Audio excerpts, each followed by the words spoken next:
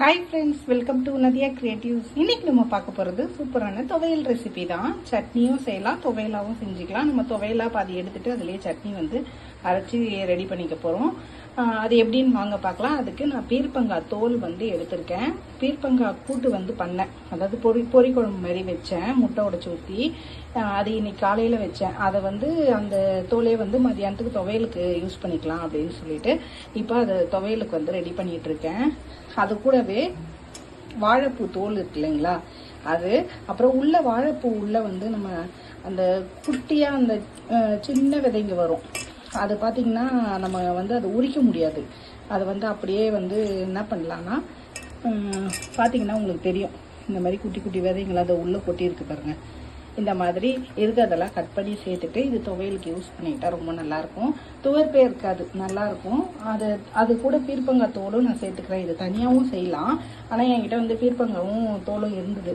இது தனியாகவும் செய்யலாம். நான் இது ரெண்டுத்தையுமே மிக்ஸ் பண்ணி இன்னைக்கு செய்ய போகிறேன். இந்த ரெண்டு தூளையும் மிக்ஸ் பண்ணி செய்யும்போது செம்ம டேஸ்ட்டாக இருக்கும். நான் ஏற்கனவே செஞ்சுருக்கேன், அது வாங்க எப்படின்றத பார்க்கலாம். அதுக்கு தோலோட உளுந்து, கருப்பு உளுந்து உடம்புக்கு நல்லதுன்றதுனால அந்த உளுந்து எடுத்துருக்கேன். இல்லைன்னா நீங்கள் வெள்ளை உளுந்து எடுத்துக்கோங்க. நல்லா ஒரு அரை கப் அளவு எடுத்துக்கோங்க. அது கூட ஒரு புளி ஒரு சின்ன அளவுக்கு எடுத்து அதில் வேறு அந்த கொட்டை, புளியங்கொட்டை இருக்கும்ல, அதெல்லாம் எடுத்துட்டு இந்த மாதிரி பிச்சு வச்சுக்கிட்டேன். இது கூட ஒரு காரத்துக்கு ஏற்ற மாதிரி காஞ்சி மிளகாய் எடுத்திருக்கேன். உங்களுக்கு எப்படி காரம் கூட குறைய வேணுமோ அது மாதிரி எடுத்துக்கங்க. நான் ஒரு 7 to 8 மிளகாய் எடுத்திருக்கேன். அது ஒரு கடாயில் எண்ணெய் ஒரு 2 ஸ்பூனுக்கு சேர்த்துருக்கேன். அதில் இதை சேர்த்துக்கலாம். நம்ம சேர்த்துட்டு இதை நல்லா பொன்வறுவலாக வறுத்து எடுத்துட்டு அதுக்கப்புறம் இதை சேர்த்து நம்ம அரைச்சிக்க போகிறோம். இப்போ பார்த்தீங்கன்னா நல்லா இது வறுத்து எடுத்தாச்சு பொன்வறுவலாக. இதுக்கப்புறம் இதையும் இந்த தோலையும் நம்ம சேர்த்துக்கலாம். இது ஒரு 2 ஸ்பூன் எண்ணெய் இதை சேர்த்துருக்கேன். இது வதக்கிறதுக்காக இது எல்லாத்தையுமே நம்ம சேர்த்துக்கலாம்.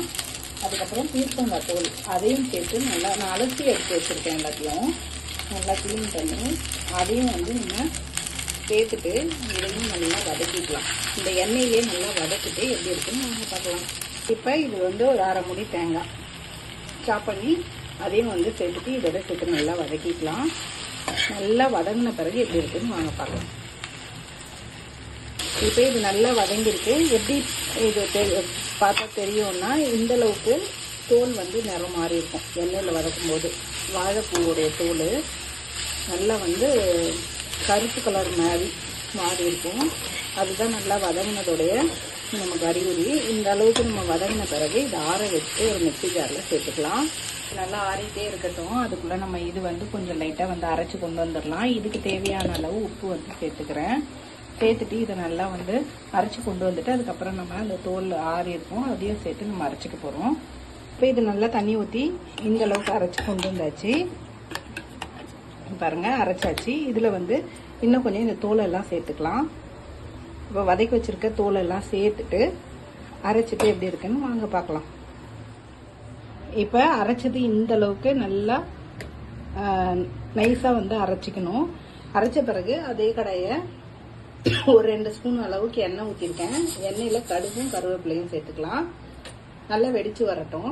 இப்போ நல்லா வெடிச்சு வந்துருக்கு பாருங்க. இந்த கருவேப்பிலையும் கடுகும் நல்லா வெடிச்சாச்சு. இந்த ஸ்டேஜில் நம்ம இதை அரைச்சதை நம்ம சேர்த்துக்கலாம்.